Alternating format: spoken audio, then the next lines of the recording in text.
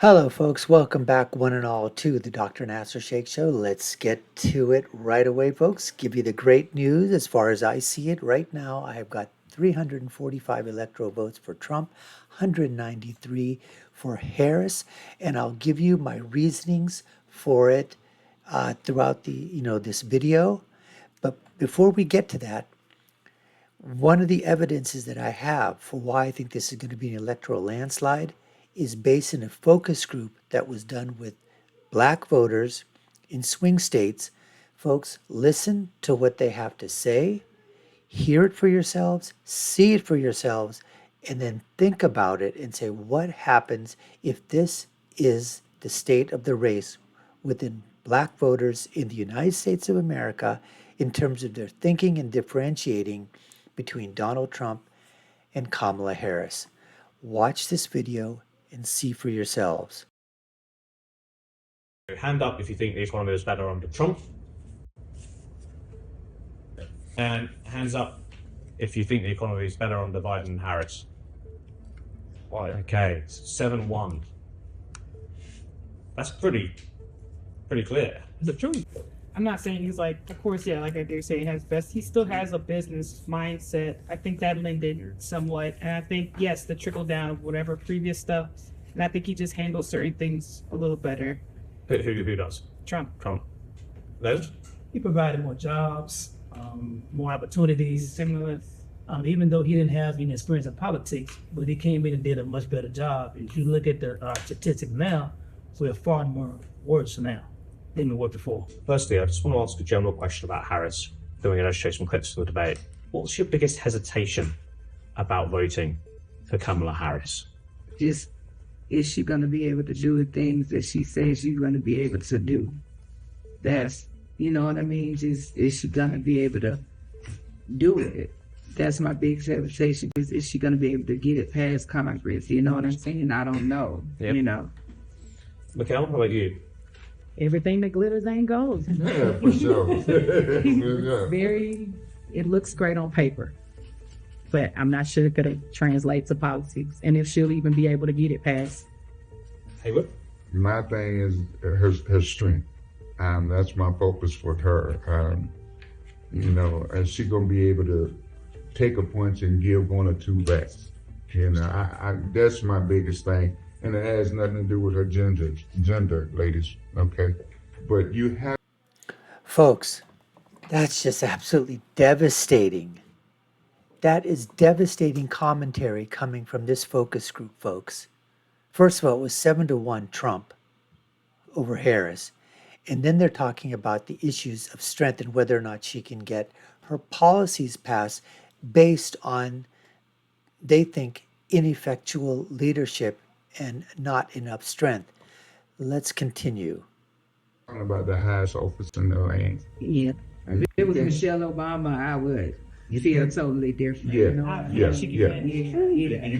Or Hillary Clinton, that's what I'm saying. You can't be weak and hold that off. Yeah, like if you put her next to Michelle Obama, it's like, Or Hillary Clinton. or Hillary Clinton, it's like it's no comparison on the strength that I think Michelle Obama or Hillary Clinton would have against her. They would eat her up. How did Harris come across then? How did she do? If before wasn't devastating enough, the next set of commentary was even more devastating, comparing her to Michelle Obama, Hillary Clinton. Folks, if Hillary Clinton is above Kamala Harris, and in 2016 she couldn't pull it off when she was supposedly to have pulled it off and was the greatest, even better than Barack Obama. She was the best candidate. She was the most, the Democrats always do this. Every candidate is like the best of the best. There's never been anybody better. So if you're talking about the Democratic Politics Olympics, giving out gold, silver, and bronze, they got Michelle Obama at gold. They got Hillary Clinton at silver. And maybe Kamala Harris gets the bronze? Again, this is one of the reasons, one of my evidences that I have in terms of why this is going to be an election that Donald Trump is going to win in a landslide. Because of this demographic, the black voter, both the black male voter and the black female voter. Anyways, let's continue. Up against him. Hayward says there, big personality. How did she do? How did she come across? She kept saying that she's a warrior, she's gonna fight, but I don't know if you're as strong as. I mean, I get it what you feel, but I don't think you are as like. This guy's warrior, shaking like, his fighter head. Like she Right, says she is. right. That's just my opinion. Not that I don't think she doesn't care, and like I said, she used a lot of appealing to emotion, like anecdotal, like anecdotal evidence instead of like she used some facts, but just like to like appeal to people, like hey, I'm just like to try to get people on her side. I don't think the bar was set pretty high when it comes to that. When it comes to her speaking, I believe the last debate with Biden set it really low. So I believe she did a lot better than Biden. But that's pretty much what I got from them. They're both old. Biden is old. Trump is old. We need to get some young folks in there that knows, have an idea of what's going on now. So that's my opinion. Yeah, it was several times where he kept like referring to her as they. Like he almost didn't even address her. Like he kept saying about it. He didn't say her name at all. Yeah, or like that's your boss. Basically, that's your boss. Like yeah. you're just doing what Biden wants to do. Yeah, and it does make you wonder, right? Because it's kind of like he's saying stuff like y'all just ousted him, and I'm like, well, that's not what happened. But in the back of my mind, I'm like, what if that is what happened? And like now she's the figurehead, So it's difficult to jump on board 100% because you do kind of like you've seen it. We've lived through now, multiple elections, and we've seen how they turned out. So as a person, I do think she's a better person than he is overall character-wise. And that's why, more people I think are leaning towards her. I don't know if that 100% means she'll do a better job in the office. Final question on Harris in this debate then. From what you've seen so far, put your hand up if you think she's strong enough. Keep your hand down if you've got doubts whether she's strong enough. So put your hand up if you think Harris is strong enough. Yes. I think she's strong enough. Yeah, just like enough. Yeah. Just enough. Yeah. Is that strength that everybody see in the beginning, is it gonna last throughout her 4 years? Yeah, that's what I'm saying. Yeah, Jake. She looked good against Mr. Trump. I don't know, I didn't see it. But when you have to face these other leaders from these other countries, are you gonna have what it takes to stand there and throw punches like they throw a punch? Yeah. I'm hearing more doubts even from those who put their hands up. Yeah, I mean, I think she's strong enough, just enough. Now, now. So, as you see here, as early on, 7-1, for Trump. And I think they were sort of, if you say that she's almost strong enough, sort of contradicting what they said like in the beginning. But I think the women on the panel, the two women there, they were sort of wanting to just sort of portray some type of strength, maybe. But then again, the moderator pointed out the hesitancy, and they said, yeah, of course. So if that isn't devastating enough, folks, I'm going to take you inside the poll numbers that was done by the NAACP, their own poll among black voters, and showing how devastating that is to Kamala Harris this time around. Let's go to that poll right now. So this here, folks, is the poll that I was talking about. Obama was somewhere between that 92 to 95% of the black vote. The NAACP is saying 63% of the black vote right now. And she's not even getting half. Okay, 49%. But 49% of black men under 50. That's it. She doesn't even have a majority in the black male vote, folks. Now look at this. Most black voters, 63%, plan to support Harris, compared with 13% for Trump, according to the new NAACP survey, which interviewed 1,000 registered black voters across the U.S. Now here's something, folks. 26% of black men under 50 years old said they supported Trump. 49 backed Harris. For black men above 50, 77% they supported Harris. 67% of black women said they support Harris. 8%, well, they supported Trump. I believe that 8% is underestimated. I think that's going to be, low teens. I think he's going to break 10, 10 to 12%. I think that's where he's going to be at, folks. I mean, this is just absolutely devastating, which is why I want to show you that slide from the very beginning of my electoral map and then show you where I'm coming up with that 345. Let's go to the electoral map right now. So here you see the 345 to 193. We go over it real quick. Nevada, I think, is likely Republican. Arizona, likely Republican. Here's where I differentiate. I'm sticking myself out there, but I think with the trends of the Hispanic vote, Albuquerque, yes, is definitely, blue within, the city and surrounding suburbia. But I think as you go around into the rural areas with the Hispanic vote and the shift that's occurring within Nevada and Arizona and Utah, even in Colorado, southern down here, I think that's going to spill over. I think he's going to eke out a victory in New Mexico, maybe at 1 to 2%. We go to Minnesota, same thing over there. Rust Belt, I think with Wisconsin, Michigan, PA, I think he's got a chance at flipping Minnesota. I give him, it's going to be a 1 to 2%. Wisconsin, I believe, is 5% for Trump.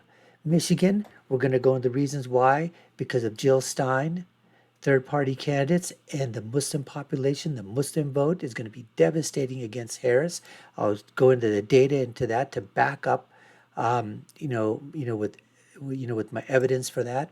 Pennsylvania, I think that's +5, for Trump. Virginia, I think is flipping. Going to show you a poll. I mean, right now, Virginia is statistically tied, folks. It is statistically tied. Where Biden was up +10, and even Hillary was up previously at this time. Now you've got a statistical dead heat in Virginia. I never thought North Carolina was a swing state. I think the pundits just put that in there for talking points. I think North Carolina is going to be easily 3 to 5 points. Georgia is going to be safe, 4 to 5 points as well. That's how I come up with my 345 number. Let's go to that slide that we want to talk about in terms of Virginia. And folks, if that isn't evidence enough, I've got even more coming up to back up my prediction. So this here's from On Point Politics, folks. And as you can see here, Donald Trump, they've got, this is the Rasmussen poll, the modeled map that On Point Politics did, agreeing with what I'm saying. You got to take a look at On Point Politics as well. There's Gold Crown Politics. There's Red Eagle Politics. These guys do a tremendous, tremendous job out there. But they've got Donald Trump at 341. And why? He just shot up with non-college educated voters from Minnesota, Virginia, New Mexico, New Hampshire. Well, I forgot to mention New Hampshire is something that I'm putting in the column as a Donald Trump flip. So New Hampshire flips, Virginia flips, Minnesota flips, New Mexico flips. Those are my calls that I'm making right now, and I made almost about 6-7 weeks ago, and you can check those things out. Take a look here. These are from political polls, internal polls that are leaked. North Carolina, Trump up by 11, Georgia by 10, Arizona by 10, Nevada by 9, Pennsylvania by 7, Michigan by 7, Trump up in Wisconsin by 7, New Hampshire is up by 7, by 3. These are internal polls, okay, that were leaked. Virtual deadlock surprise battle in the battleground state of Virginia, folks. Need I say more? Oh, but I will. If that isn't evidence enough, check this out. Well, lest we forget the Teamsters Union, the largest private union in the United States, not endorsing anybody at all. Why? Because this is their poll. Who should they endorse? Now, this is when Biden, prior to the debate, I believe, yes, he was up 44 to Trump 36. He was up by 8 points, folks. 8 points. And RFK was polling respectable, 5.6 at that time, but Biden was up by 8. They did the electronic poll, 60 to 34. He's up by 26 points. Then they did the research phone poll, and he gained a point. He's up by 50. He's up by 27. Harris lost 3. So, right there, folks, the Teamsters across the Rust Belt, truckers, muscle guys, right? What they call the muscular economy, guys that work with their hands, sweat, man's man. Not like Tim AWOL Walls trying to show his manliness by, showing us that he can put a GPS in his truck, so to speak. I mean, how cringe was that ad? You got to check that one out, folks. These people are desperate on the Democratic side. Now, so we've gone over what's happening in terms of the black community. We know the Hispanic community is shifting over, okay, to Donald Trump. We've seen the, Teamsters now, the unions, which normally have always gone Democratic. And guess what, folks? Take a look at what's happening with the Muslim vote in states like Michigan, Nevada, Arizona. It is unbelievable. He's pulling ahead of Kamala Harris in Michigan, folks. Donald Trump. Check this out. So this is huge. He meets with the Arab American Democratic mayor in Michigan from the city of, I believe it's pronounced Hamtramck. I'm not sure how it's pronounced, but it's Hamtramck. So I'm not sure, where the phonetics are. But let's say he's the mayor.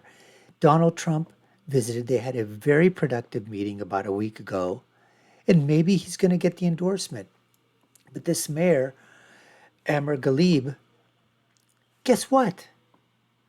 He's asking Donald Trump to have a rally in Dearborn, Michigan. I mean, that would be insane, folks. That would be absolutely insane. Take a look at some of these numbers. Folks, this is CARE, the Council of Arab Islamic Relations, August. Now, I'm not saying that Trump is going to win the plurality or the majority of the Muslim vote across the United States. That's not going to happen. He doesn't need to. He just needs to siphon off enough votes in the swing states.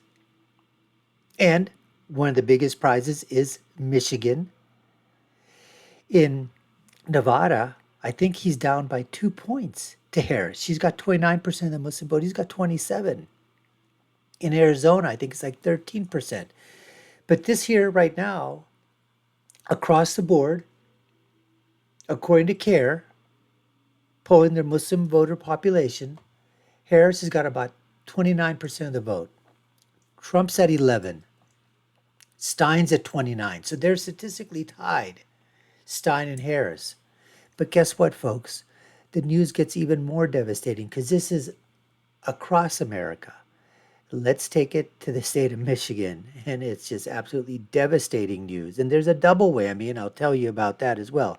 Take a look at this. So it says right here, 2 of these races are close, 1 of them is not. And unfortunately for Harris, that's the one with the highest concentration of exponents of the Islamic faith. In Arizona, Stein's at 35, Harris 29, Trump is at 27.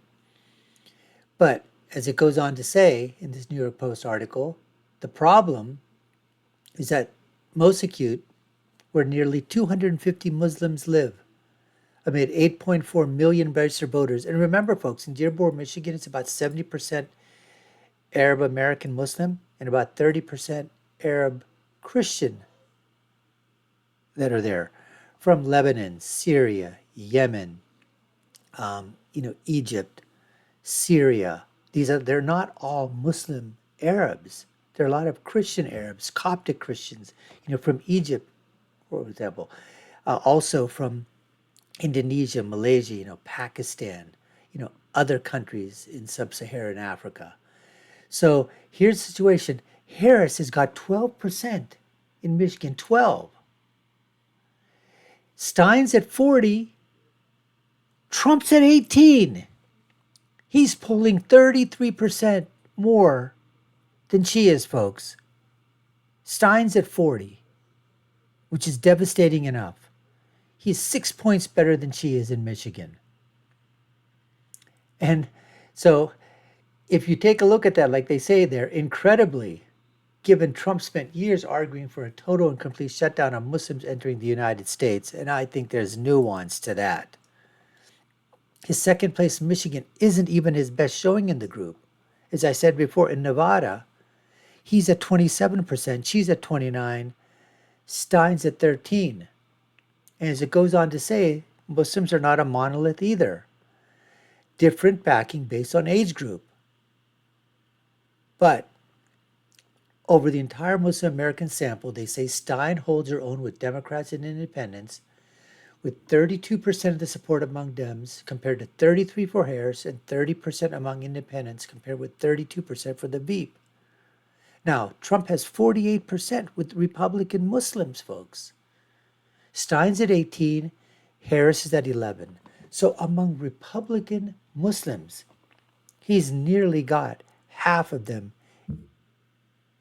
in his camp. That's where I come up with, folks.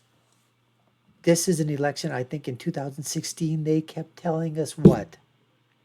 That it is an absolute blowout. That was the narrative. Blowout. Hillary Clinton's got in the bag. New York Times, 95, 98% chance of victory. That's what the narrative was. Go to 2020. Biden, he's got this. He's up by 17 in Wisconsin. He's up by 7. He's up by 8 now. She's up by 10. Ended up 4.5 and barely squeaked by. And we all know the reasons why in terms of that too. Because they changed voter laws. They changed registration laws. They changed how you could count votes and what votes could count. We all know the whole story about that. And Jill Stein, third-party candidates weren't there in 2020.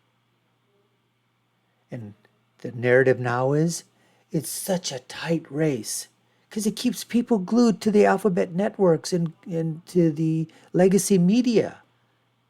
And the polls, these push polls are coming out there showing this is a close race. It's so close. It's this, it's that, it's whatever. And I think it's the complete opposite. I think it's going to be an absolute blowout.